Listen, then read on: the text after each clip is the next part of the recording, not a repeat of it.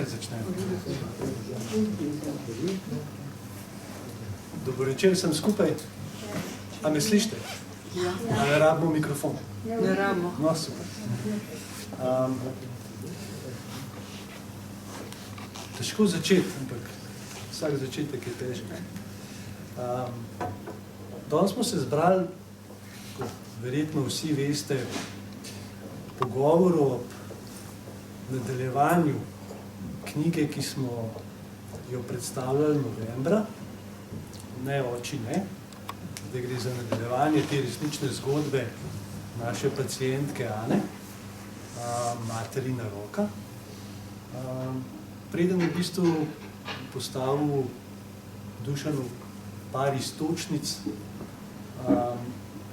sem se spomnil novembrskega srečanja. Vem, da nekateri od vas ste bili tudi takrat. In se spomnite, da sem imel blazno težavo z branjem tiste knjige. In se mi zdi, da ko sem prebiral to drugo, so mi postale, ali pa vsaj upam, določene stvari so se postavile na neka mesta, ki sem jih poskušal zdaj skozi to drugo knjigo misliti. Prvo knjigo sem imel blazno težave pri branju. Rabil sem izjemno veliko časa, da sem šel skozi njo. In sem ob tej knjigi Materina roka prišel do nekega vida, zakaj sem imel s prvo knjigo take težave. In moja ideja je ta, da prva knjiga prikazuje na nek način čisti bes, krik, upor, srd. V tem primeru pacientke Ane, torej popolnoma kaotičen svet, kot da bi, veste, kdaj gledali kakšen grozljiv film, pa ga hitro prevrteli, pa imate na eni strani kakšno glavo, ki je odsekana, pa kakšno drugo nasilje in se te znaki, te različni simboli se hitro odvijajo pri tej knjigi in ne moreš kot bralec nič prijeti. Samo skozi to nasilje, to bolečino moraš iti v bralni izkušnji. Medtem ko ta knjiga se mi pa zdi, da je že pripoved, je že simboliziran krik prve knjige. Torej, če bi bila prva popoln kaos, bi rekel, kot da bi si predstavljali kakšno sliko, recimo Bruegela, ali pa, veste, kaj imate pol živali, pol ljudi, presekane, kri šprica, ne morete prijeti slike naenkrat, ampak jo morate po koščkih obdelovati, da potem pridete do neke ideje, nekega uvida, ali pa postavlja se mi neka hiperbola o tem, da bi bila prva knjiga lahko kot hudournik, ko vse pred sabo meče.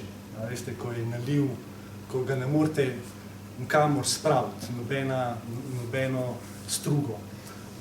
Medtem ko Materina roka se mi pa že zdi, kot da se ta hudournik počasi spravlja v te branike in tako naprej.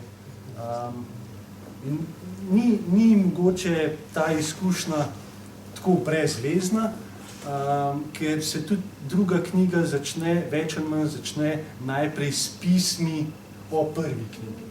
Torej, kakšne so izkušnje, bralne izkušnje različnih ljudi o prvi knjigi.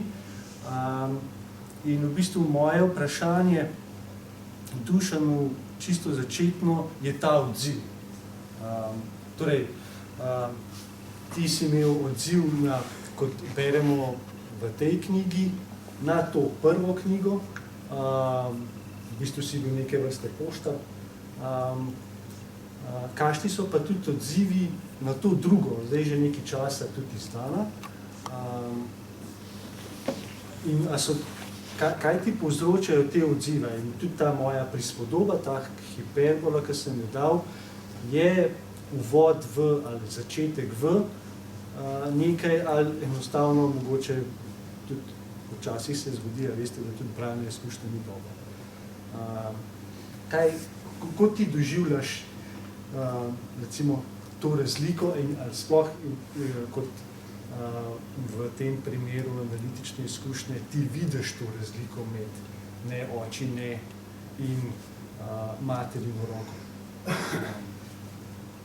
To je recimo prvo vprašanje, podvprašanje bi pa bilo, je pa v bistvu čist na formalni ravni, sintaktični ravni. Razlika je že v načinu, kako si napisal naslov. Ne oči, ne maklicaj. V tem smislu sem jaz tudi slišal krik, kaos, medtem ko materina roka nima ne pike, vejce, teh pik, klicaja, vprašaja, nič od tega. To je recimo moje začetno vprašanje. Ta izkušnja, ki si jo omenil, je res izvrstno izhodišče za razmišljanje. Namreč izkušnja, da obstaja človekova izkušnja, zaradi katere ne more govoriti. Se pravi, obstaja izkušnja, da je, na primer, bolečina tako velika ali pa da je trpljenje tako veliko, da ga človek kratko malo ne more dojeti. Se pravi, ne more ga z ničimer zmanjšati. Ti govoriš o tej izkušnji. In zato ni naključje, da je v prvi knjigi, ko ona prihaja k meni, njeno delovanje, če lahko tako rečem, je v glavnem molk ali pa jok. Pravi, zelo malo govorjenja.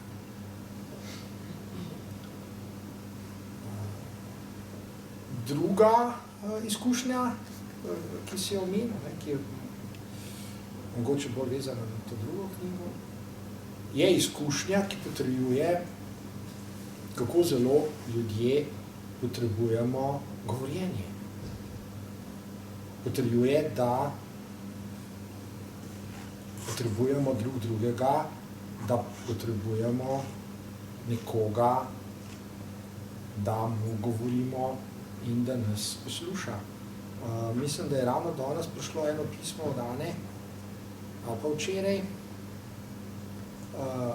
v katerem pravi, da je na začetku prišla k meni, prišla samo zato, ker je želela, oziroma potrebovala nekoga, ki bi jo poslušal.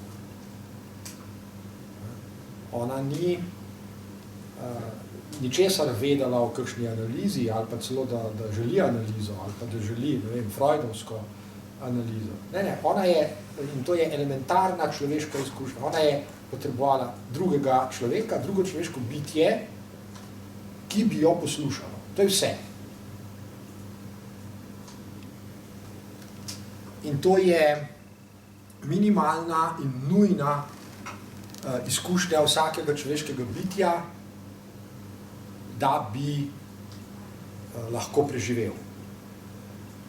Da bi lahko preživel,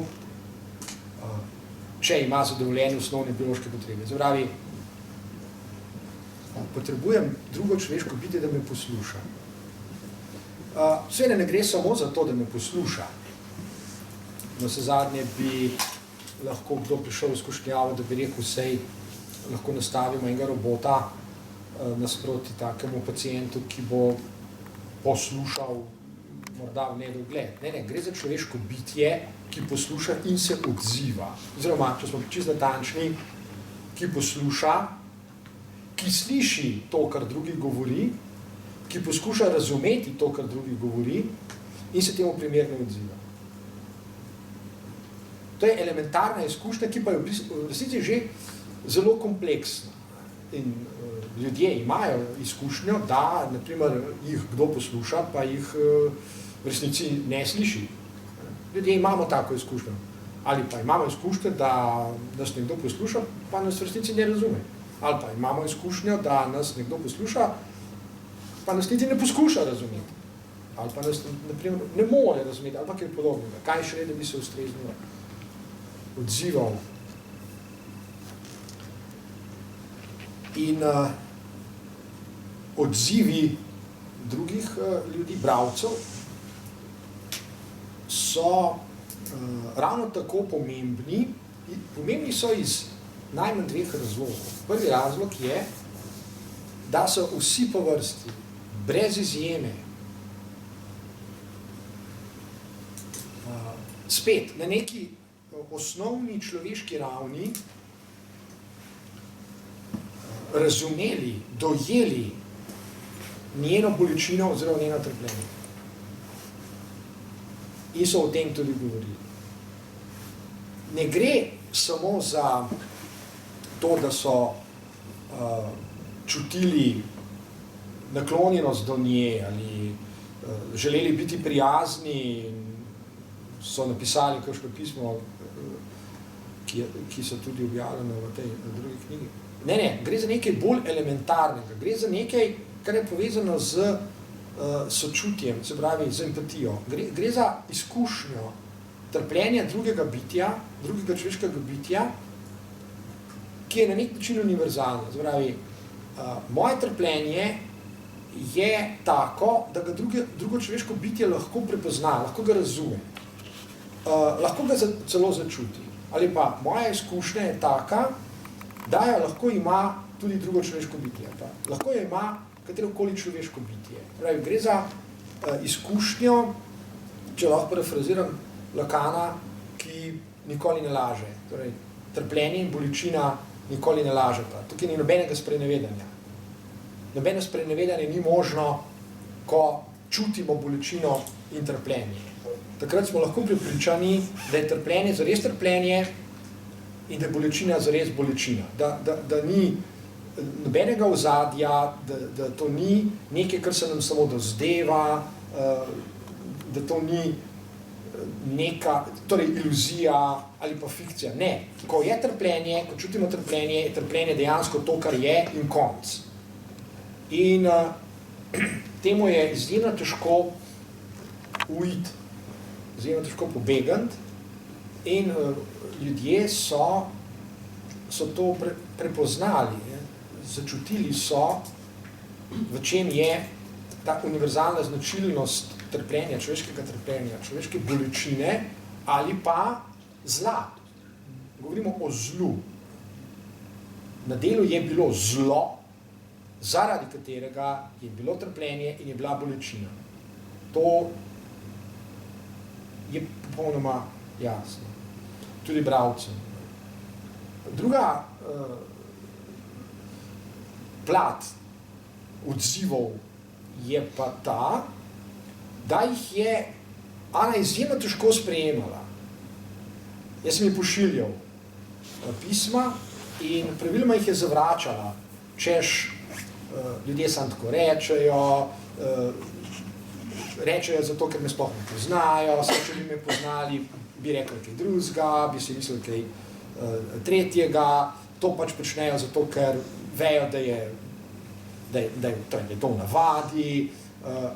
In je zelo težko sprejela, da ljudje to dejansko pristno in avtentično čutijo, da spet, tudi za temi odzivi, njihovimi odzivi, ni nobenega sprenevedanja, ni nobene manipulacije, da je to na nek način čista, da je to čisto polje, govorimo o neki komplementarnosti. Moja izkušnja trpljenja in bolečine je čista izkušnja. Je huda izkušnja, je izkušnja zla, ampak je čista. Nobene iluzije ni na tem. In odziv ljudi, odziv bralcev je tudi čist, ker so to dojeli, ker so to razumeli. Spet, nobenega ozadja ni, nobenega sprenevedanja ni, ne pride v upoštev razmišljanje, ki je sicer v sedanjem življenju lahko zelo, včasih celo produktivno. Včasih rečemo, človek se tako in tako obnaša, ampak v resnici ima pa zadaj nekaj drugega. Ali pa kaže prijazen obraz, ampak samo zato, ker od nas nekaj hoče, njegovi resnični nameni so pa drugačni. Ne to poznamo, te izkušnje poznamo izkušnje razcepa. Okay. V teh izkušnjah, o katerih zdaj govoriva in o katerih govorita obe knjigi, ni nobenega razcepa. Ni nobenega sprenevedanja, ni nobene manipulacije. To so izkušnje, ki, čeprav so grozljive, čeprav so strašne in jih človek ne bi smel pravzaprav izkusiti. So hkrati tudi, čeprav se mogoče to sliši čudno, so avtentične, so pristne. In v tem je velik potencial za naše siceršnje vsakdanje medsebojne odnose. Če bi generaliziral to, o čemer zdaj govoriva, seveda z lahkoto rečem, da je na tem svetu vse preveč zla. Da je vse preveč takih izkušenj, kot je Anina. Da je na tem svetu vse preveč nepravičnosti in izkoriščanja in tako dalje. In da je ravno zaradi tega toliko pomembneje, kako se ljudje na to odzivamo, kako prepoznavamo zlo, nepravičnost, ki se dogaja vsak dan na vseh koncih sveta. In kaj se iz tega lahko naučimo. Kot sem prej rekel, zlasti bi se morali veliko bolj zavedati tega, kako zelo potrebujemo drug drugega, da se poslušamo in da se poskušamo razumeti in da se poskušamo temu primerno odzivati. Na tem svetu je čist preveč manipuliranja, od katerega v resnici nihče nima ničesar. Ta vajen odnos, ki si na začetku rekel, da se v prvi knjigi, oziroma ko je stopila v tvojo pisarno, ko je bil samo molk ali jok, kako od tega molka in joka pride do, recimo, že takega odnosa, ki ga imamo v materini roki, ko ona že v veliki meri zelo sodeluje z analitikom. Nimamo več teh blaznih eskalacij kot v prvi knjigi, ko imaš občutek, da v bistvu nimaš tla pod svojimi nogami, ampak se skozi rušijo. Torej molk in jok, do tega, da imaš občutek, ko prideš do konca knjige, da vsaj približno že stoji na svojih nogah. Ta njena izkušnja v tem smislu, mislim, je že malo čudežna, je neki poseben element izgradnje tega odnosa skozi prvo in drugo. V tem je res nekaj izjemno zanimivega in pri tem bi se človek moral zadržati dolgo časa in res o teh stvarih temeljito razmisliti. Govoriva spet o izkušnji, ki jo imata spet oba. Pacient si želi, objektivno si želi, ni nujno, da se tega zaveda, da je oni drugi analitik dejansko sposoben ga poslušati, ga tudi slišati, ga razumeti in se temu primerno obnašati. Pacient verjame, da je analitik izjema. Da zanj ne velja to, kar bi lahko pripisal vsakemu drugemu človeku. Se pravi, ljudje samo tako pravijo, v resnici so pa drugačni, spredaj so dobri, zadaj so pa zahrbtni, so slabi, so hinavski, so pokvarjeni, so licemerni in tako naprej, prijazno mi govorijo, v resnici me pa hočejo izkoristiti in tako naprej. Pacient verjame, da vse to na nek, mogoče čudežen način za analitika ne velja. Pravi, da je res to, kar pravi, da je, da bo poslušal, da bo razumel, da se bo primeren in tako naprej, da od tega ne bo odstopil. Pacient verjame, da je analitik nepodkupljiv. da ni zloben, da ni zmožen biti zloben, da ni zahrbten, da ni zmožen biti zahrbten, da ne manipulira z njim, da ne more manipulirati, da ni zmožen za manipuliranje in tako dalje. Pacient verjame, da je analitik dober. To se lepo, se mi zdi, pokaže v knjigi, ko ona v nekem trenutku reče, da bo prekinila ta odnos. In ti odgovoriš, da ne more, ker ti ne pustiš, da to naredi, ker sta, če prav razumem, v tem odnosu dva in ni dovolj, če en reče ne, bi tudi drugi mogel, ne.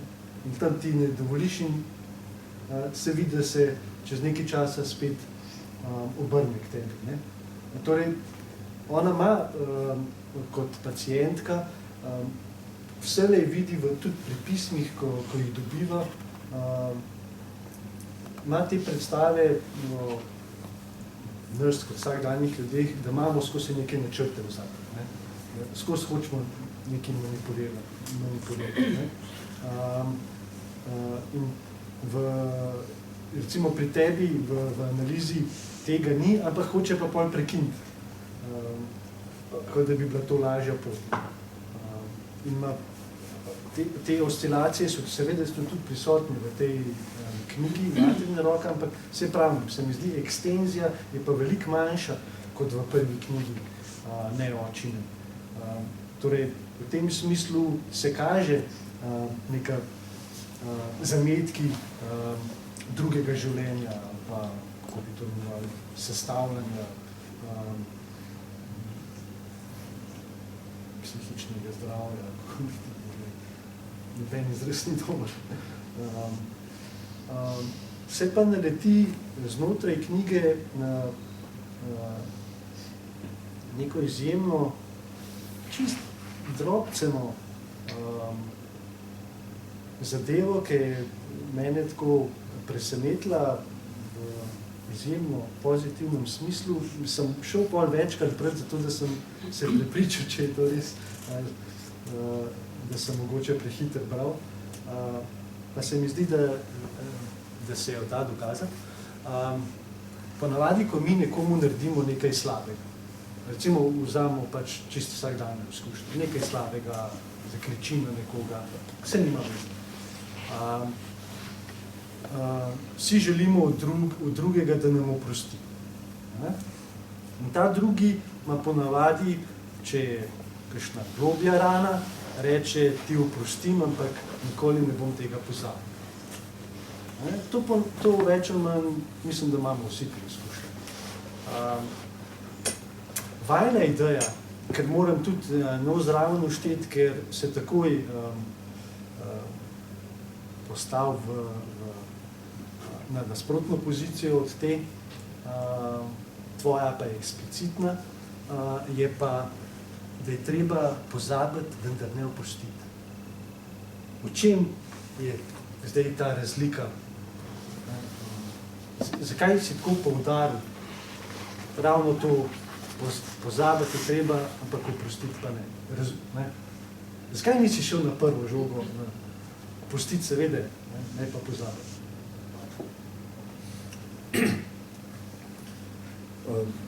Odgovor na to vprašanje je povezan s tem, o čemer sva govorila čisto na začetku. Kaj je, če pogledamo iz drugega zornega kota, kaj je izkušnja zla ali pa izkušnja trpljenja, ki ga povzroča drugi človek, ali pa izkušnja bolečine, ki mi jo povzroča drugi človek.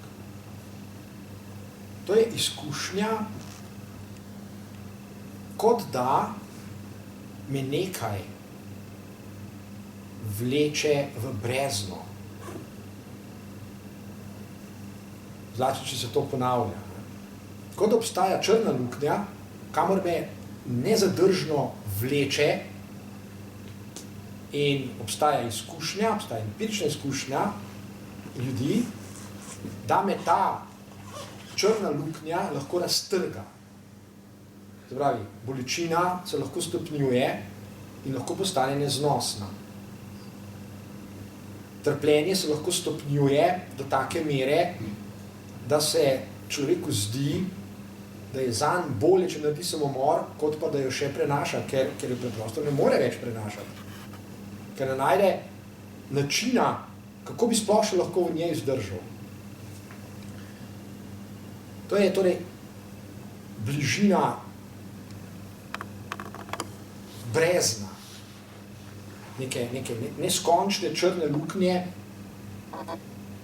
v katero lahko padem in vem, da nikoli več ne bom prišel ven, če se bo to zgodilo. Edini izhod iz tega je, da praviloma ob drugem človeku, skupaj z drugim človekom, začnem o tem govoriti. V psihoanalizi temu rečemo simboliziranje. Bolečino je treba simbolizirati, o njej je treba govoriti. Bolečina ni nekaj, ta bolečina, o kateri zdaj govorimo, ni nekaj, kar odpravimo z tableto, ali pa z elektrošokom, ali pa z ne vem čem. Edini način, ki je produktiven, je simboliziranje. Prav, o tem je treba govoriti. Govoriti in govoriti. In kaj počnemo z govorjenjem? Oddaljujemo se od tega brezna. Oddaljujemo se od brezna. Počnemo to, kar je ponavljal Freud vse življenje, in to je, da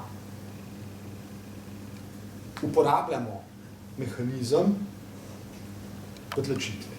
Torej, to izkušnjo simboliziramo oziroma se oddaljujemo od nje in smo jo sposobni držati nekje na razdalji. Spomin na to izkušnjo ne bo nikoli izginil. Tega ni mogoče pozabiti.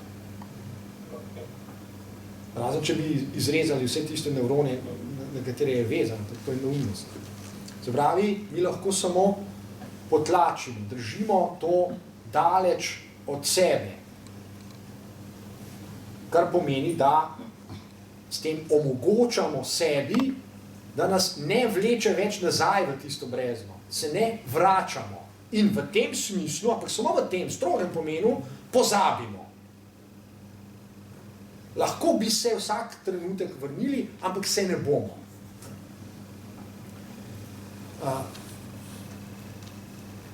Oprostitev oziroma oproščanje ali pa odpuščanje drugemu, ki nam je povzročil zlo, je ekstremno zahtevno početje, izjemno zahtevno početje, oziroma vse nas spremlja vprašanje, zakaj bi drugemu, ki mi je povzročil trpljenje in bolečino, sploh odpustil.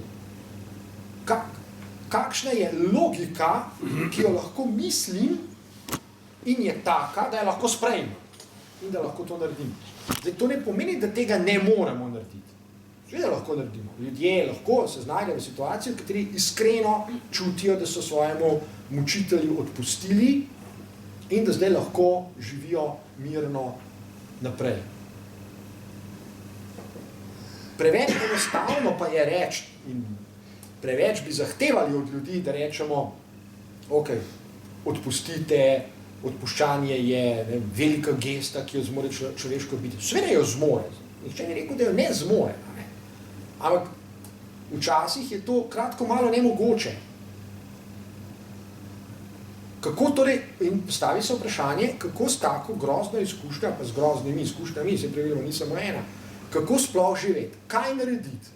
Torej, imamo dve možnosti pri roki.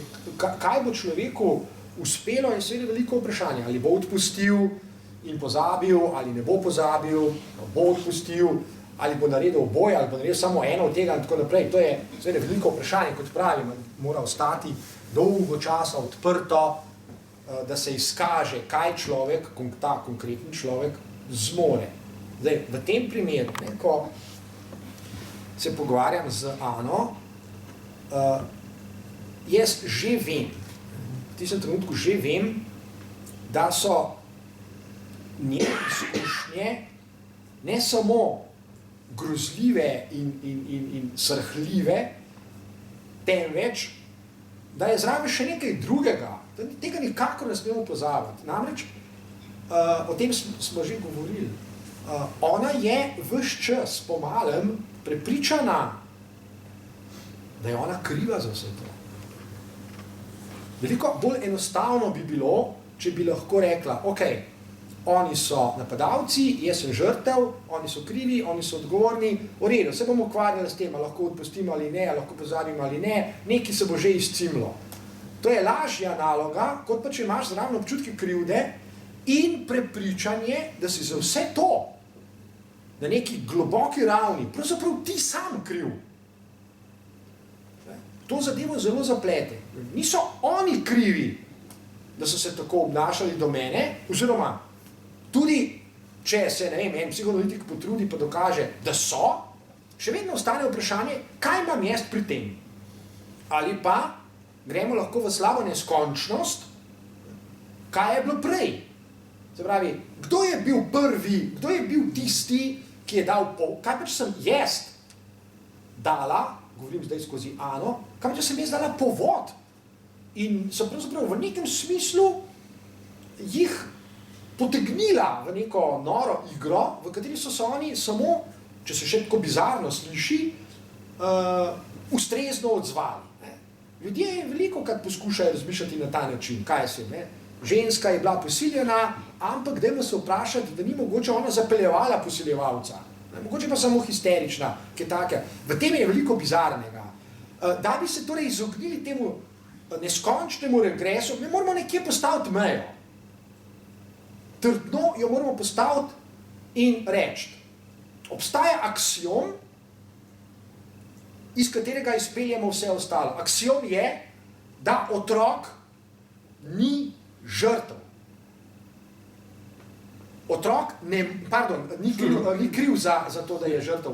Ne more biti kriv, ne more biti tisti, ki je dal povod za to, da se je spremenil v žrtev. Zdravi, kot da bi želel biti žrtev.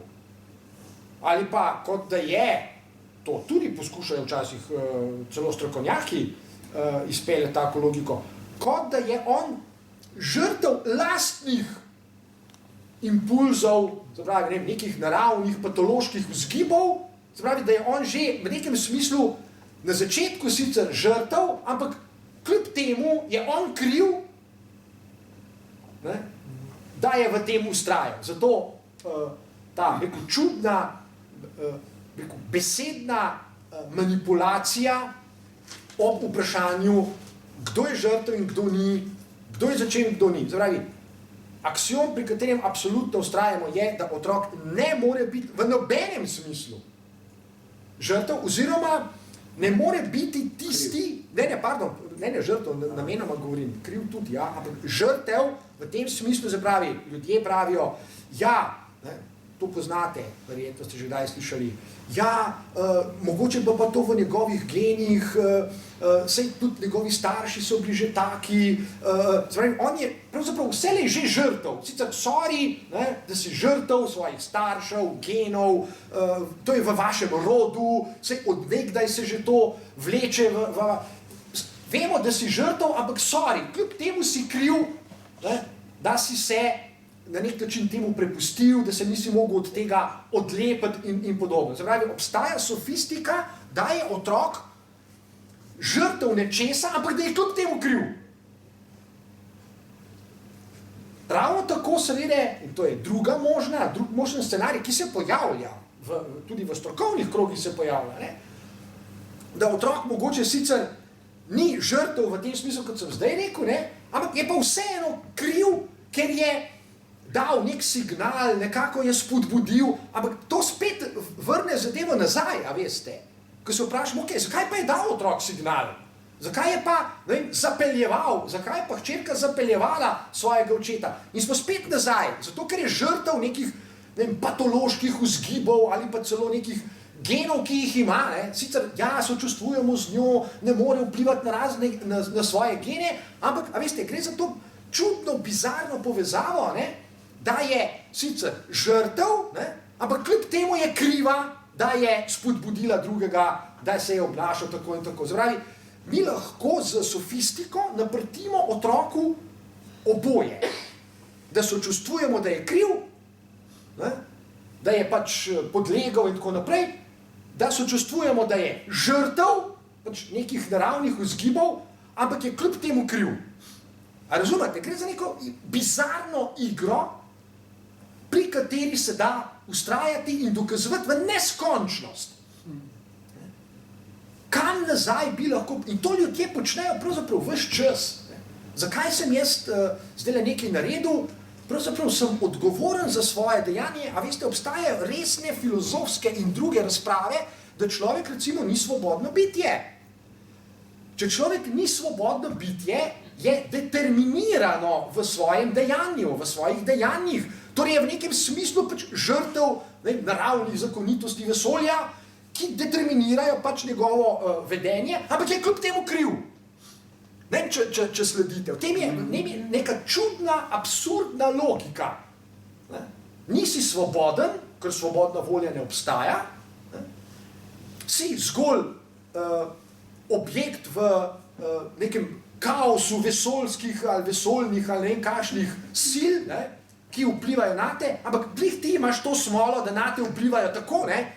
Mi pa nimamo te smole, mi imamo pa drugačne gene, mi smo pa nekako izuzeti iz te vesoljne igre sil, temnih in svetlih in ne vem kakšnih, ne? Ampak kljub temu na sodišču boš pa odgovarjal, ne, da si kriv, čeprav si hkrati žrtev. O tem govorimo. Se pravi, naš aksiom pa je, otrok preprosto ne more biti kriv. Nobene sofistike ne sprejemamo, kar sem jo zdaj opisal. Pravi, vse skupaj se je začelo zato, ker je nekdo, ki je bil odrasel, zraven tega otroka, zlorabil tega otroka. In da spet ne zanima, ali je te odrasel tudi žrtev, ne vem, sil temnih, ne vem kakšnih iz, ne vem, globin vesolja, ali ne. Ta hip nas ne zanima. V nekem trenutku nas zanima samo to. Točno se ve, kdo je žrtev in točno se ve, kdo je napadalec. In ker je napadalec odrasla oseba, bomo najprej odraslo osebo pozvali na odgovornost pred sodnika in tako dalje. Ne pa otroka. To sem hotel. Ampak sam tudi jaz še lahko, ki je prej Luka rekel, ki mu je to recimo pozabiti, ja, ne, ampak ste rekel, pa si rekel, pozabiti, ja, odpustiti ne. Ampak zdaj, če ne odpustijo, ni pol skozi v tem vrteljaku, na tem ringašpilu skozi.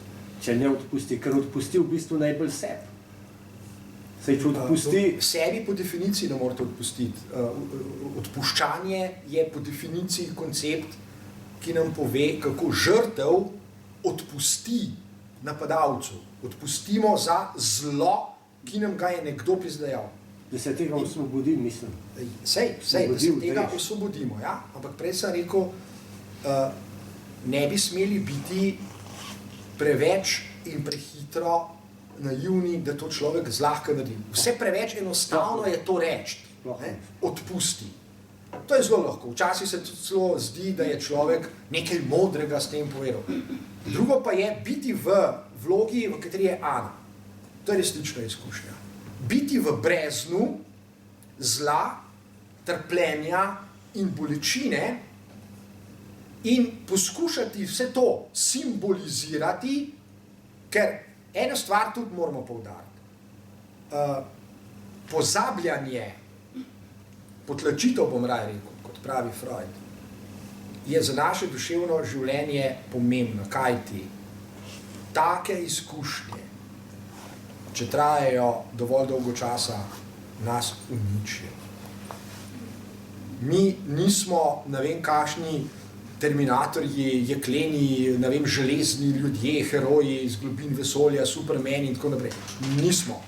Te izkušnje, take izkušnje, nas uničujejo. To so destruktivne izkušnje, to moramo vedeti, to moramo v osnovi sprejeti. To ni večerni sprehod ob reki. To ni, ne vem, gala sprejem v ne vem kateri dvorani po rdeči preprogi, se sprehodimo do tja. To so destruktivne, uničevalne izkušnje, ki marsikoga preprosto uničijo. Jaz sem se z Ano velikokrat pogovarjal, da je v vsem tem času obstajalo veliko več, veliko bolj verjetnih scenarijev, kot je ta, da je preživela. Veliko bolj verjetni so bili scenariji, da jo bo to popolnoma uničilo, da bo kot najstnica naredila samomor, da bo postala promiskuitetna, da bo poskušala zadeve reševati z drogami, z alkoholom, s seksom, ali pa s kakšno drugo podobno destruktivno zadevo. Žrtve nasilja se pogosto znajdejo v začaranem krogu novega, dodatnega nasilja, ki ga, ko se poskušajo izvleči iz brezna, lahko tudi same sprožajo. Lahko ga. O tem je tudi napisanega kar precej v teh 2 knjigah, kaj je vse Ana počela. Ona je bila na robu mladostniške delinkvence. Bila je. Počela je cel kup stvari, ki jih označujemo s to besedo. Delinkventno vedenje. Torej, ona je, in to ljudje počnemo po zakonitostih našega duševnega življenja. Torej, ko se skušamo trpljenja, bolečine znebiti, se z lahkoto znajdemo v svetu, v položaju, v katerem zdaj pa sami drugim povzročamo bolečino in trpljenje. Ne da bi to hoteli, ne da bi vedeli, ne da smo zlobni in tako naprej, ampak prvenstveno zato, ker se skušamo potegniti ven iz brezna, kakor vemo in znamo. In še nekaj, govorimo o otroku. Govorimo o otroku. Ana je stara okrog 10 let. Kar pomeni, da je še na polovici svojega razvoja ni v odraslo osebo. Govorimo o otroku, ki ima na voljo malo ali pa nič sredstev, da se sploh izvleče. In to nasilje se vleče in vleče in vleče. To ni enourna izkušnja ali pa nekaj dnevna. V nekem pismu pravi, ne spomnim se dneva, ko nisem bila tepena. Sicer potem doda, verjetno je kakšen bil vmes tudi. Zdaj samo pomislite, skušajte si predstavljati, kaj pomeni ta stavek. Pa tudi, če je samo na pol. Res. Ne spomnim se dneva, ko nisem bila tepena. Ampak teh dni je v enem letu 365. V 2 letih jih je 730. V 3 letih jih je več kot 1000. Ne spomnim se dneva, ko nisem bila tepena. Kaj pomeni biti 1000-krat tepen, ko si otrok? Kaj pomeni biti, tudi če ni 1000-krat, saj sama pravi, gotov je bil vmes tudi kakšen dan, ko nisem bila tepena. Mogoče jih je bilo pa samo 600 v 3. A si mi sploh predstavljamo, kaj pomeni biti v 3 letih 600-krat tepen? Ampak tepen, prvič, od lastnih staršev, ne od nekega tujca tamle žblja, nam itak nič. Od ljudi, ki bi nas morali po definiciji imeti radi. A si mi to predstavljamo? In kaj pomeni biti tepen tako, če berete pač knjigo, ne? Tako, da na koncu tisti, ki me tepe, že več ne more, ker je on utrujen, ne jest. In me neha tepsti od utrujenosti, ali pa zato, ker se je z palca, s katero me je tepil, zlomila. Se pravi, ne govorimo o enem udarcu, ne, tako kot bi kakšni slovenski strokovnjaki, o enem blagem udarcu po mehkem delu telesa, mislim, meni gre na bruhanje. Ne. Govorimo o pretepanju, okay, ki se ponavlja iz leta v leto. Zdaj imamo pa pred seboj en kup izkušenj, pa zdaj sploh nismo omenili še vseh ostalih, nismo omenili niti očetovega posilstva, ga nismo še omenili, ne. Zdaj govorimo o pretepanju, o zmerjanju, o žaljivih besedah in tako dalje in tako dalje. Če si poskušamo to predstavljati, to je pekel. Z eno besedo je to pekel. Živeti v peklu, ko si otrok, ne eno uro, ne en dan in tudi ne en mesec, ampak iz leta v leto. Prosim, to imejmo pred sabo, če sploh lahko imamo, seveda. Če si sploh lahko predstavljamo ta pekel. Okay? Če ste brali eno ali drugo, no? Ana v enem pismu tudi reče, v nekem trenutku, še vedno je otrok, hodi v osnovno šolo, sem nehala govoriti. Strogo vzeto, ta izjava pomeni, v nekem trenutku sem prenehala biti simbolno bitje, ker ljudje kot simbolna bitja predvsem govorimo, to je značilno za nas, da razmišljamo, govorimo, pišemo, blebetamo, čvekamo in tako dalje. Hvala Bogu, kaj pomeni, da otrok v nekem trenutku preprosto umolkne, neha govoriti. A si mi lahko predstavljamo, kaj to pomeni? Ampak spet, ne umolkne za en popoldan, ali pa tako, kot kakšni, ne vem, zakonci umolkne, po moje pa tako se reče, tihi teden. To je čist nekaj drugega. Govorimo o trpljenju otroka, ki neha govoriti za 1 leto. A si mi to predstavljamo, kaj to pomeni? Ne govoriti, ne početi tistega, kar je pravzaprav najbolj človeško. Govoriti, se pogovarjati, želeti, da nas nekdo posluša, da nas razume, da nam kaj prijaznega reče in tako dalje. Okay. In seveda potem se znajdemo kasneje, v neki analizi, v položaju, da rečemo, pozabiti, da ali ne, odpustiti, da ali ne, oboje je strahovito težko. Kako se izvleči iz brezna? Kako držati to brezo, ta pekel, dovolj proč od sebe, da ne bo destruktiven, ker pekel je destruktiven. Mi ne moramo živeti vsak dan s spominom na pekel, ker nas to uničuje, fizično nas uničuje. Zdaj, mi moramo poskušati najprej to držati nekako proč od sebe. Fajn je tudi, če kdaj uspemo, odpustimo, se pomirimo, super, ampak odpustimo vedno napadalcu. Kaj pa, če je ta napadalec nekaj tako monstruoznega, nekaj tako pošastnega, da tega kratko malo ne moramo narediti? Da lahko samo vzpostavimo distanco in ne moramo odpustiti. Kratko malo ne moramo, samo distanco lahko vzpostavimo, da teh monstruoznih spominov ni v našem sedanjem življenju, ker nas motijo ves čas. Mislim, v bistvu moje vratno vprašanje bi ravno bilo v tem. Če imamo vse to pred sabo, kar si do zdaj povedal, ko gre za močno nadvlado enega človeka nad drugim, recimo, da samo ta delček vzamemo zdaj.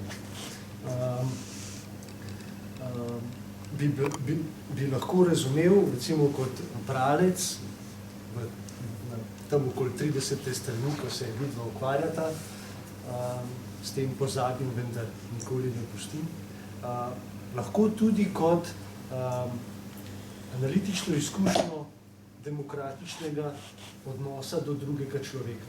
V kakšnem smislu to mislim?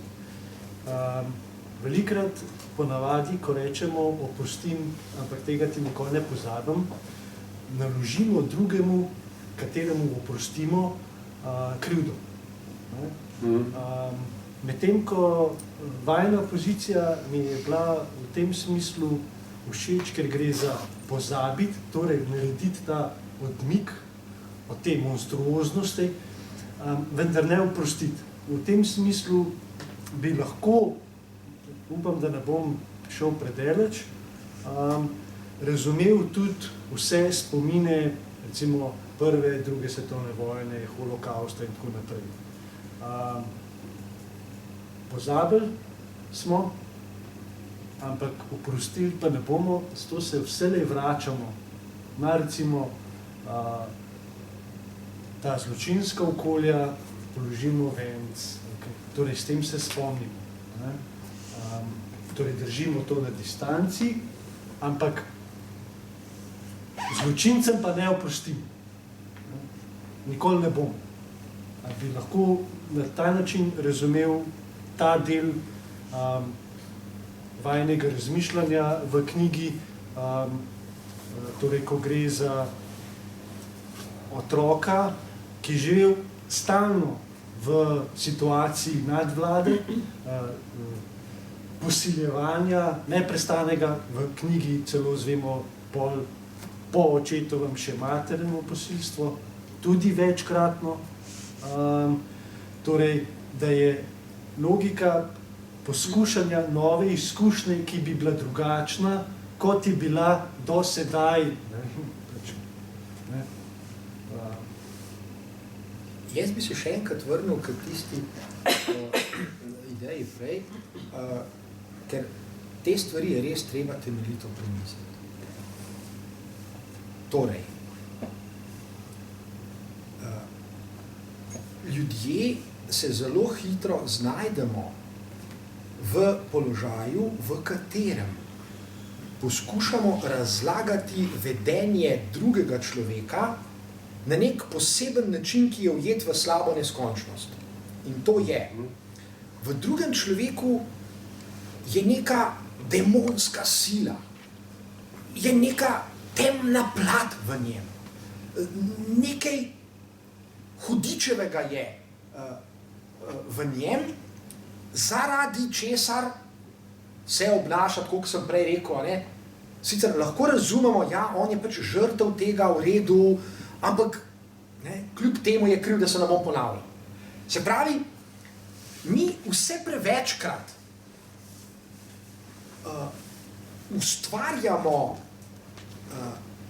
medsebojno nezaupanje s tem, ko se v bistvu obnašamo drug do drugega paranoidno. V tem človeku je nekaj. V bistvu nikoli ne vemo, kaj to je. Ampak kar domnevamo. In seveda, tukaj je močna poanta. Nalagamo človeku krivdo. Spet, ja, sočustvujem s tabo, sej vem, ti si samo žrtev svoje narave, ampak glej, stari, kljub temu kriv si. In človek gleda in reče, pa kaj je to v meni takega? Zaradi česa sem kriv? Kaj hočeš? Kje je v meni? Zato Freud reče, da bi se izognil temu neproduktivnemu, neskončnemu regresu, neskončnemu ugotavljanju, kaj je tisto v človeku zaradi in tako naprej, moramo narediti preprosto blokado. Črta. Kar pomeni, strogo vzeto, da se obnašamo do drugega človeka na neki drugi ravni. In to je simbolna raven. Kaj pa je simbolna raven?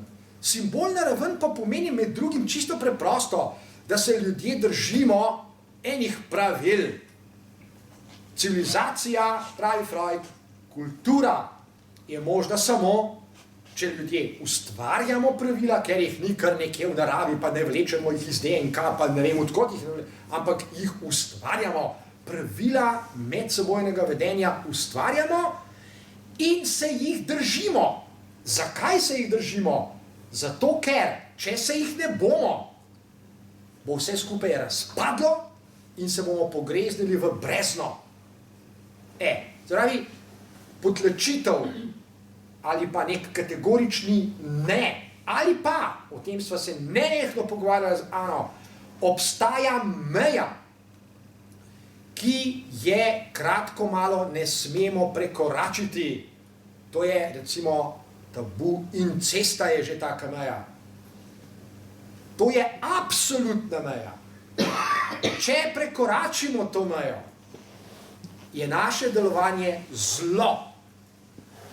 In nikamor ne pridemo, če rečemo spet, kot sem prej že povedal, ja, človek je prekoračil mejo, ampak veste, se je on pravzaprav tudi žrtev nekih demonskih sil, to je v njegovi naravi, ne moramo drugače odpustiti. Prelahko je to, ni res. Ljudje kot simbolna bitja smo svobodna bitja. Nismo determinirani. Smo svobodni, da mejo prekoračimo ali pa ne. In če smo jo prekoračili, smo krivi in ne moramo se vleči ven s tem, da ja, takrat sem bil glih v afektu, bil sem pod vplivom alkohola, pa nisem vedel, kaj delam in tako naprej. Heglovski odgovor bi bil toliko slabše zate. Obstaja torej objektivna krivda in obstaja objektivno zlo. In človek se v takih primerih ne bi smel in se ne sme skrivati za svoje subjektivne slabosti, kot sem že prej večkrat omenil, zato sem tudi rekel, ne, da v nekem čudnem smislu se človek takrat tudi ponuja kot žrtev. Ja, vem, da sem ti zelo naredil, ampak veš, jaz še bolj trpim, kot ti, meni se srce trga ob tem, ko te pretepam in ti oči ven vlečem iz jamic in tako dalje. Ne bo šlo, to je sofistika. Okay. Zato ja, mora obstajati potlačitev, moramo se prizadevati, pozabimo, če ne nas bo uničevalo to.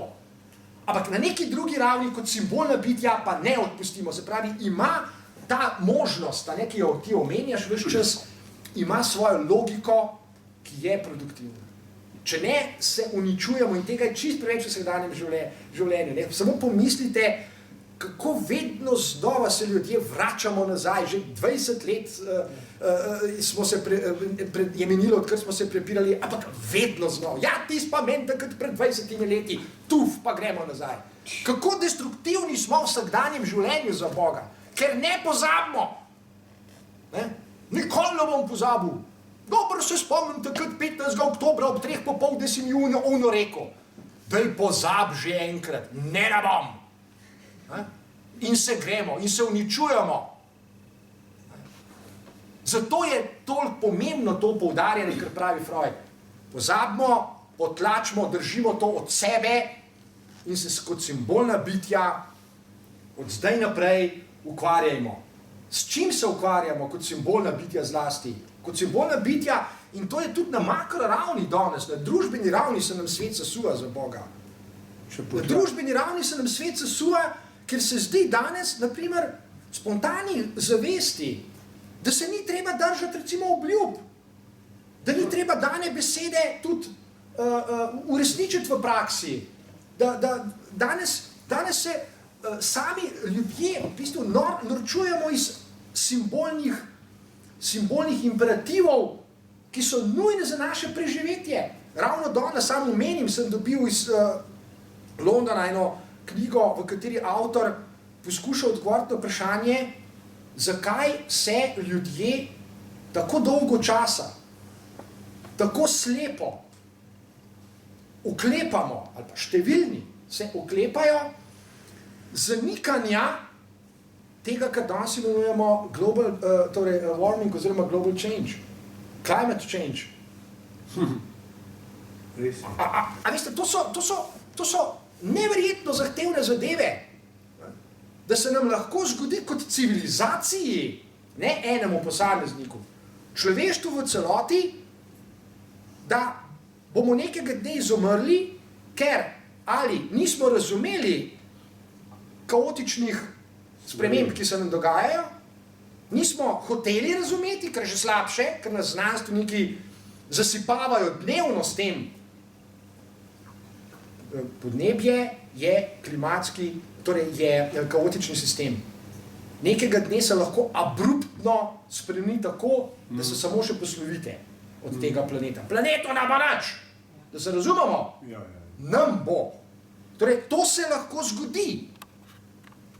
Mi objektivno smo zdajle v svetu, v katerem se nam lahko čez nekaj, ne čez leta 2100, pozabite, že čez nekaj let zgodijo tako katastrofalne vremenske spremembe, ki bodo tako neskončno podražile hrane oziroma onemogočile pridelavo hrane, da se bomo začeli tepsti za hrano. To so barbarski časi, ki so morda samo nekaj let pred nami.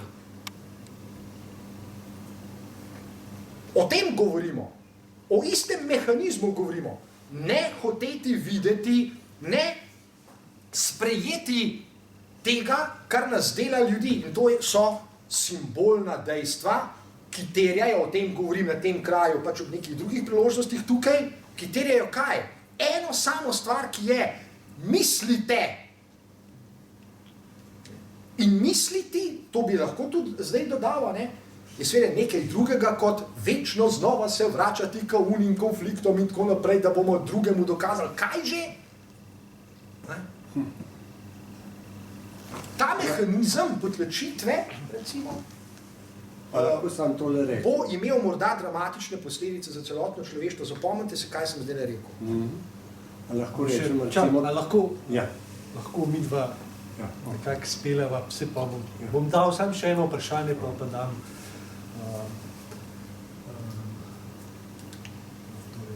Priložnost. hvala, priložnost tudi vam. Še ena razlika me zanima, ki jo nimamo, ne zasledimo v zgodovini psihoanalize pri Freudovih pacientih. Pri njej pa jo, recimo, to se mi zdi ta vidik, bi lahko rekel tudi sodobne tehnologije, ki to omogoča. Ona velikrat reče v knjigi, da je prebrala vse, kar si napisal. In mislim, da je tudi rečeno, da je mogla na spletu gledati kakšno predavanje. Pri Freudovih pacientih tega ni. Ni bilo te, sploh v parametrih tistega sveta ni bilo, da bi zdaj, ne vem, če človek šel Freudova dela pred, pa ne vem, raziskovati, pa sam postati analitik in tako naprej. Pri Ani imamo pa to, torej, da gre za hkrati nabiranje neke vednosti, ne? Zanimajo vse, celo nekje reče, da bere Foucaulta in tako naprej, torej kompleksne zadeve. Hkrati jo zanima vse, kar njen analitik reče in naredi.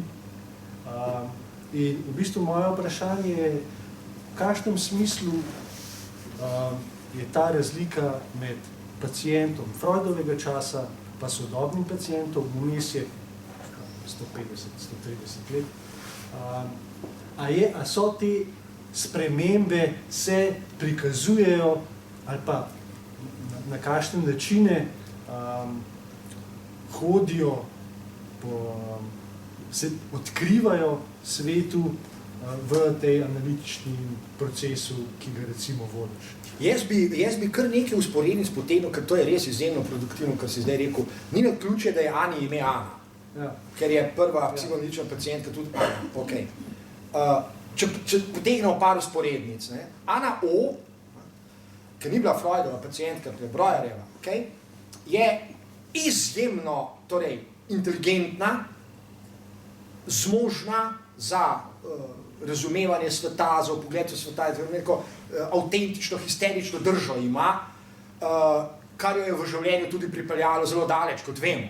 Postala izjemno uspešna ženska, celo upodobili so jo na eni nemški znamki. V bistvu je postala socialna delavka.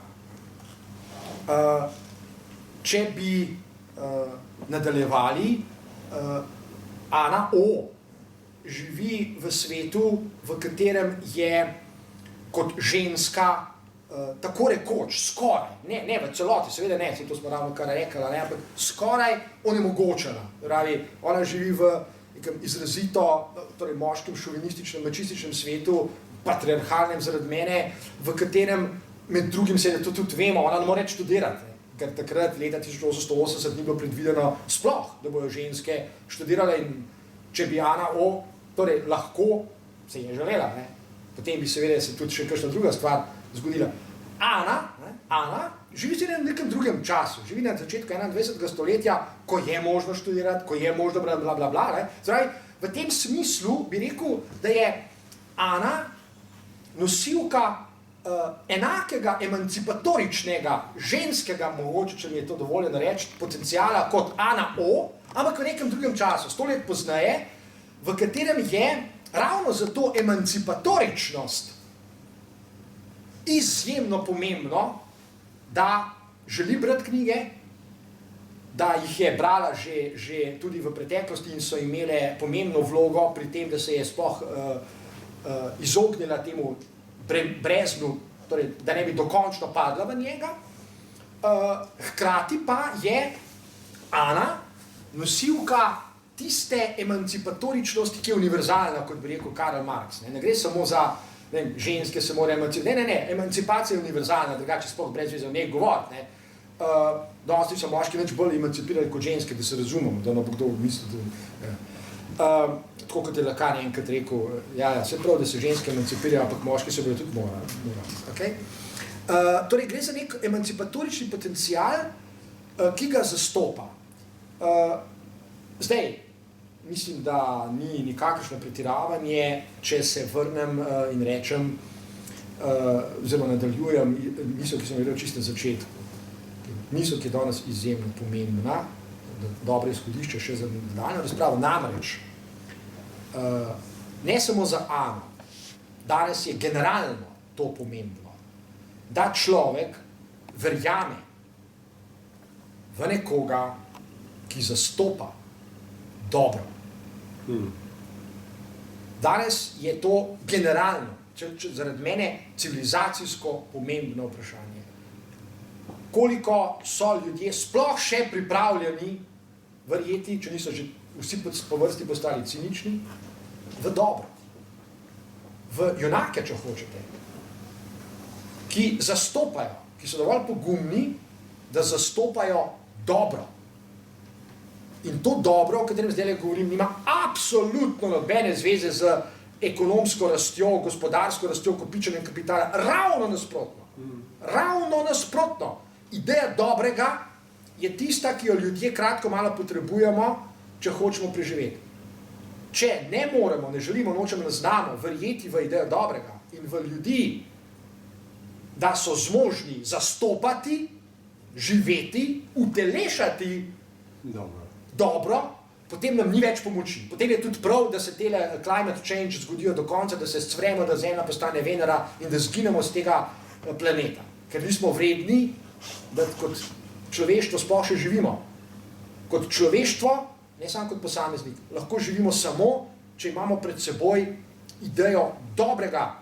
In me grejo vse po koncu, ko poskušajo nekateri biti pametni, in razlagajo, da vesolje je harmonična celota dobrega in zlega. My ass! Dobro mora imeti prednost pred zlim. Če ne se med seboj ne uničita. Tako kot materija, antimaterija, ali kako že imajo tole fiziki. Se pravi, dobro mora imeti prednost, ali se bomo pa uničili. In dobro mora nekdo zastopati. In če obstaja kakšna ideja, kako vzgajati, na primer, mlade ljudi, potem je to ideja dobrega. Oče in mati sta tista, od katerih upravičeno pričakujemo, da bosta zastopala idejo dobrega, jo utelešala, jo živela. Ne samo zato, ker imata deco zraven, da bodo oni se naučili istega, ampak tudi zato, ker je tako prav, ker je tako univerzalno prav zastopati dobro. In spet smo pri tem, o čemer smo že govorili. Če zastopam dobro, ne prekoračim ene meje, onkraj katere je zlo. Kratko malo je ne prekoračim določenih stvari v življenju, zato preprosto ne naredim. Tukaj je pika, amen, tukaj ni nobenega nadaljevanja. Se pravi, tukaj pride do polnega izraza to, kar ves čas ponavlja zlasti Alain Badiou. Če je danes kakšna vrednota, za katero moramo pripravljeni biti, tudi umreti, je vztrajanje, pogumno vztrajanje pri ideji dobrega. Vztrajanje za vsako ceno.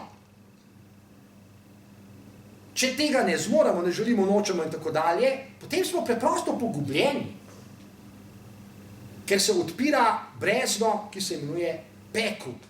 Ani se je odprlo, ko je bila otrok, nam se pa odpira zdajle, ko zanikamo dejstva sveta, empirično dejstva sveta.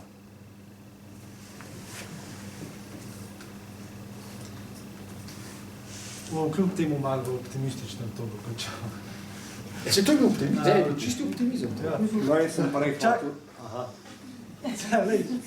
Čist malček. Ana, tako se tudi knjiga konča,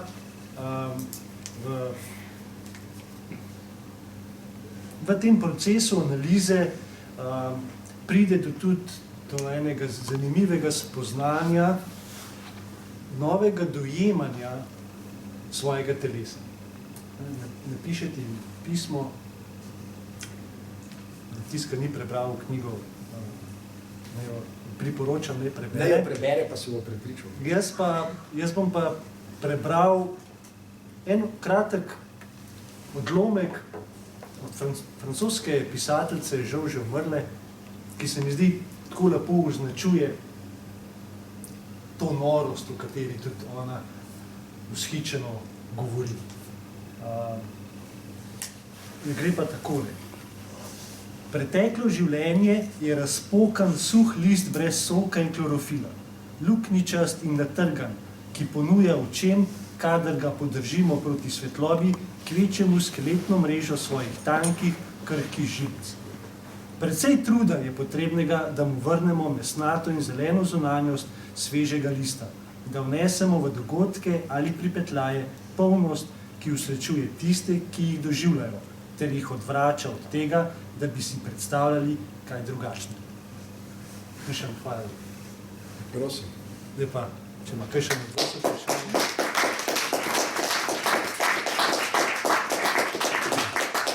no to sem mislil reči, recimo, koliko praviš, da potlač ta pozabljenje, a to pol na drugih ravneh recimo ne udarja, na drugih simbolnih ravneh recimo čistko, bom rekel, nekontrolirano, kdaj ven, to je eno. Potem sem še hotel reči, recimo glede odpuščanja, jaz sem enkrat v en knjih, nekje doma, kako, moment, kole, ja, kako odpustiti, da bi lahko zdravel, ozdraveti, da bi lahko odpustil. In to je bila ena Angležinja z imenom priimkom iz koncentracijskega taborišča in očitno jo je vera tako zelo dol in je hodila pač tam po Nemčiji in odpuščala tistem svojim rabljem. No, ampak enkrat pride tiste glaven rabelj, torej tist, ki jo največ mučil in to v en dvoran je bilo. In jo on zagleda, koliko imaš prav, to da la povema, ne boš videl. In jo on zagleda in jo seveda prepozna in je bil navdušen nad tem odpuščanjem in to so bi izgleda še drug, ampak ji reče, no, Freuland, po imeni in to. In njej se je roka zatresla, ni mogla mu roke, da torej v odpuščanje, ni mogla. In zanimivo je to, jaz sem se to zapomnil, da je ona šla pa Boga je ona prosila odpuščanja, naj njej odpusti, ker ne more temu človeku odpustiti. Izvrstno. Še enkrat. Seveda je možno, odpuščanje je možno. Jaz samo pravim, da ni tako zelo Sebe je osvobajala, ki je prej rekel Luka izraza, torej osvoboditi, odrešiti, zdraviti. Recimo vse stvari. Ja, ok. To se strinjam. Ja, to je možno. Ni možno vedno in tudi v tej logiki, o kateri smo mi govorili prej, obstaja pomembno produktivno izhodišče, ne, za razumevanje človekovega življenja. Odgovor na prvo vprašanje, ne. Naj to ponazorim. Ko sem že prej rekel, ideja dobrega. Jaz vem, da Ana od mene nekaj pričakuje. Kaj ona od mene pričakuje? Dobro. In kaj je potrebno za to? Veliko, zelo veliko dela. Analitik mora garati, da pri tem tudi vzdrži. To ni enostavno početje. Ja, ni problem, Vztrajanje je zahtevno, je naporno, je dolgotrajno, je izjemno disciplinirano delo. In potlačitev, kot pravi Freud, enako, se potlačitev ni enkratno dejanje. Potlačitev je nekaj, kar traja, se pravi, za kar potrebujem ves čas energijo, da nekaj držim proč od sebe. To nekaj pomeni tudi, da vzdržujem razliko med tem, kar Lacan imenuje realno kot razsežnost realnosti in simbolnim. Če simbolno pade v realno, je vsega konec. Se pravi, in v tem je po eni strani velik problem, naprimer sodobnega sveta, v katerem nas kapitalizem potiska ravno nasprotno vedenje. Se pravi, uživajte, prepustite se, blazno, bla, bla, bla, kupujte, bodite potrošniki in tako dalje. Ne? In se danes zdi, kot da je ustrajanje pri tem, o čemer zdaj govorim, se pravi, potlačitev, nekaj pozabim, z nečim se ne ukvarjam. Kako se to kaže pri človeku?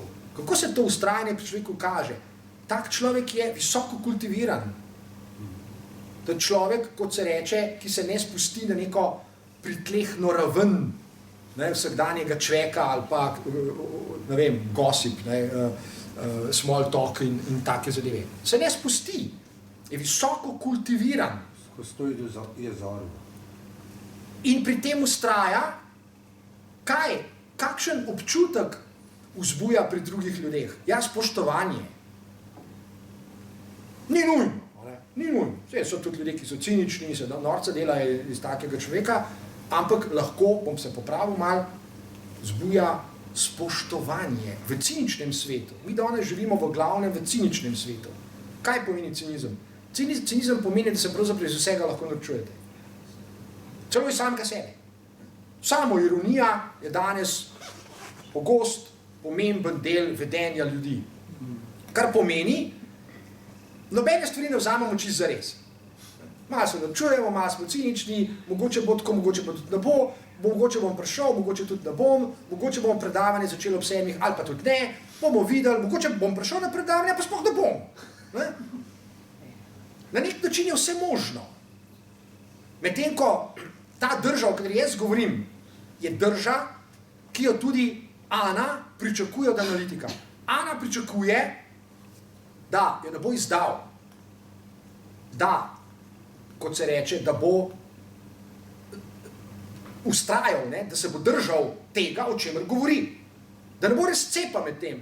Ja, veste, Ana, jaz sem to sam tako rekel, v resnici pa mislim čisto nekaj drugega. Glejte, jaz sem pravzaprav tudi žrtev nekih vesoljnih sil, da nam spet šli tja nazaj, ne? Jaz ne morem iz svoje kože, pač tak sem, sprejmite. Bo ona rekla, mislim, kaj pa s tabo narobe?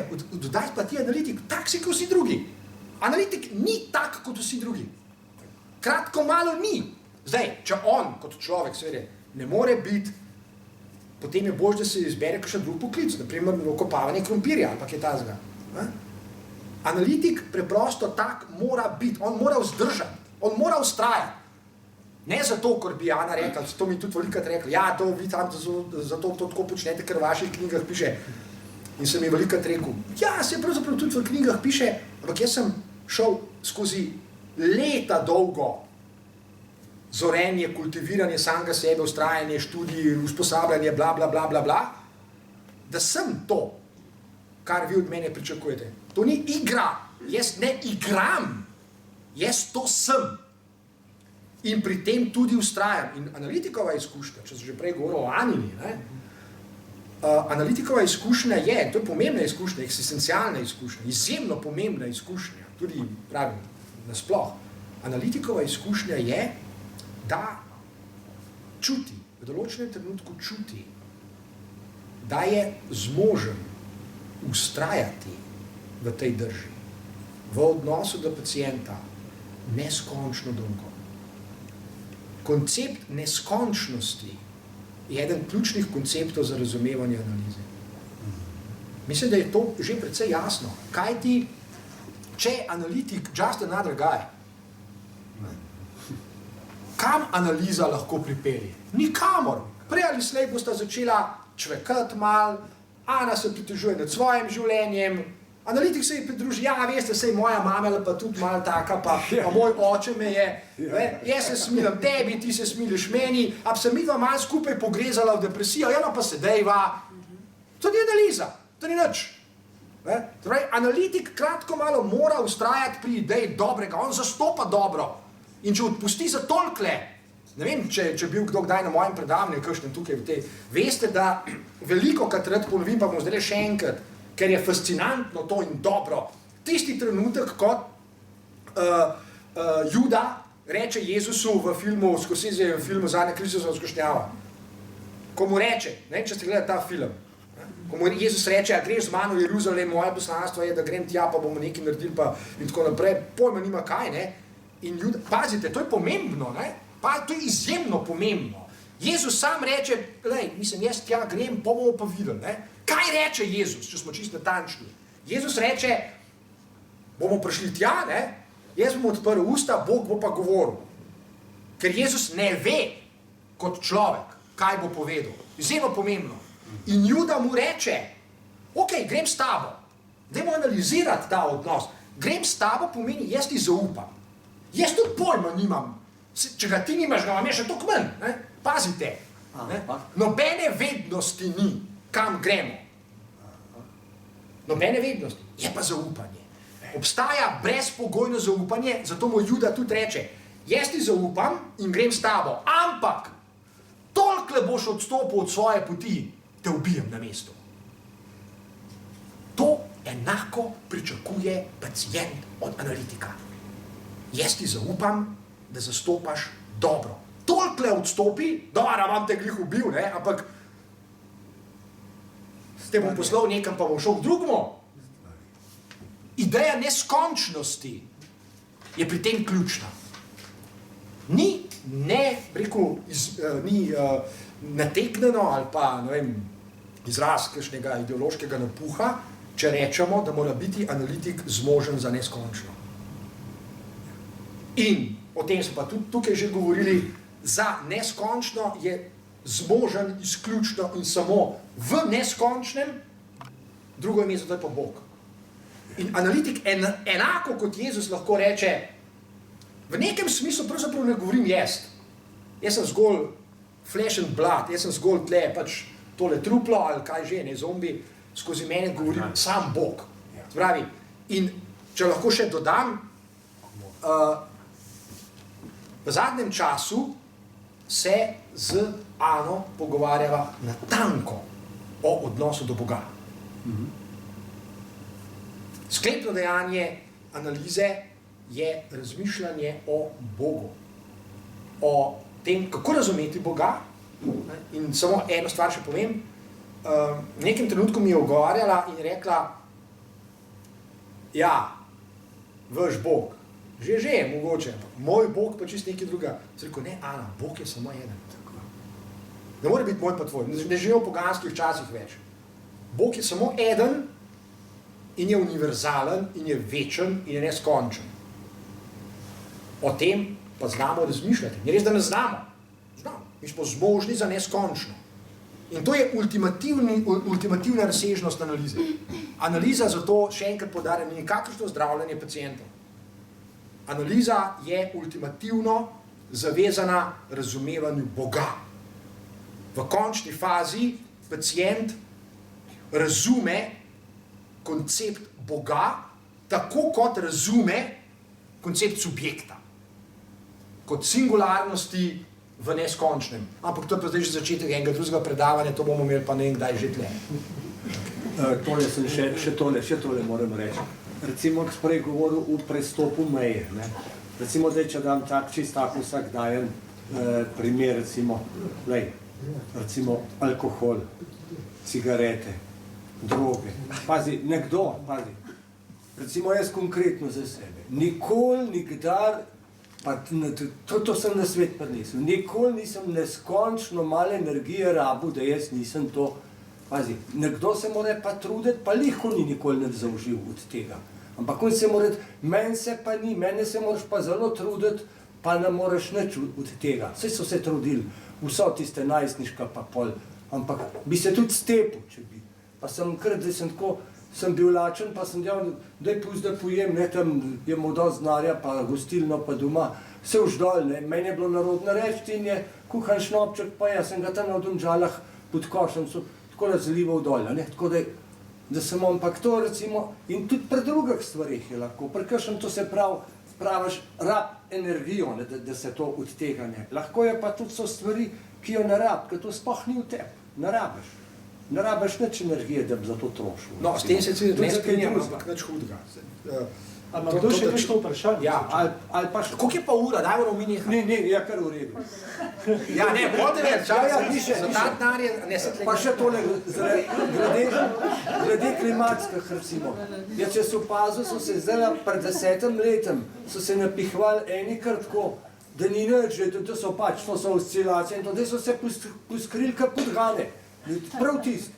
In zdaj so tih, ampak daj že ven to uče. Če je že prepozno. Vsak runkelj to vidi. Ja, ok, no, če je že prepozno. V glavnem, tle so knjige, čas nam je potekel, hvala za vašo prijaznost, ker ste bili tukaj. To je vse.